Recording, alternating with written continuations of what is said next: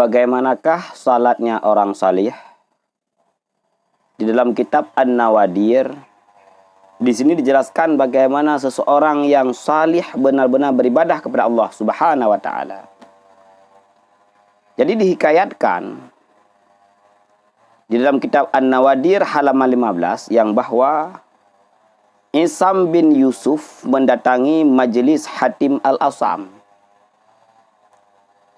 Kemudian dia bertanya kepada Hatim Al-Asam, "Ya Aba Abdirrahman, kaifa tusalli?" Aba Abdirrahman adalah merupakan kunyah bagi Hatim Al-Asam. "Wahai ayah Abdirrahman, bagaimanakah engkau salat?" Tanya Hisam bin Yusuf.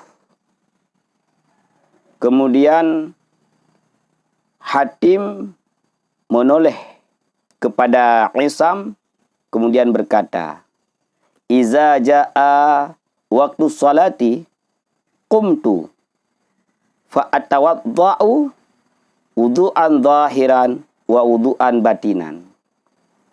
Ketika datang waktu salat, maka aku berdiri, aku mengambil wudu'. Wudu' yang zahir dan wudu' yang batin. Ada dua wudu' yang diambil oleh Hatim Al-Asam, yaitu wudu' zahir dan wudu'nya batin.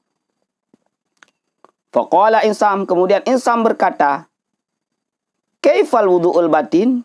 Bagaimana yang dinamakan dengan wudu' batin?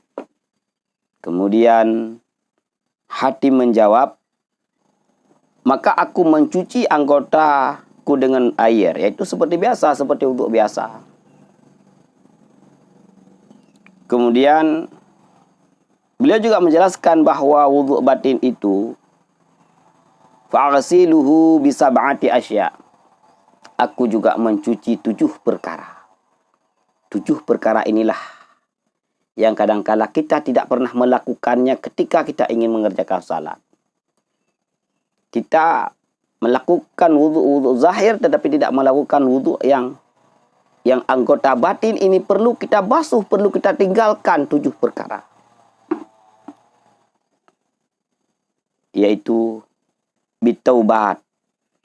Taubat sebelum mengerjakan salat. Atas dosa-dosa yang kita lakukan baik secara tersadari ataupun tidak tersadari. Wanidamah. Penyesalan. Menyesal atas setiap dosa yang pernah kita lakukan. Watarki hubbid dunya. Meninggalkan cinta kepada dunia. Wasana'il khalqi. Meninggalkan tentang pujian-pujian yang dipuji oleh manusia kepada kita. Warriyasah. Kemudian meninggalkan jabatan-jabatan, tidak ingin kita mendapatkan jabatan. Wal ghalli. Meninggalkan rasa dendam dalam hati. Wal hasad. Dan meninggalkan rasa dengki dalam hati. Setelah membasuh anggota zahir, dia basuh anggota batin dengan 7 perkara ini. Kemudian saya pergi ke masjid. Kata Hatim, saya berdiri, saya lihat Ka'bah. Kemudian saya berdiri di antara hajatku, kebutuhanku untuk menghadap Allah Subhanahu wa taala dengan kehatian-hatianku. Allah ketika itu melihatku. Syurga saya jadikan bahwa sebelah kanan saya syurga. Wan naru shimali, sebelah kiri saya adalah neraka. Wa malakul mauti khalfa dhahiri. Malik maut berada di belakangku. Wa ka'anni wadi'u qidamai ala sirat. Seolah-olah saya ketika salat itu berdiri di atas siratal mustaqim.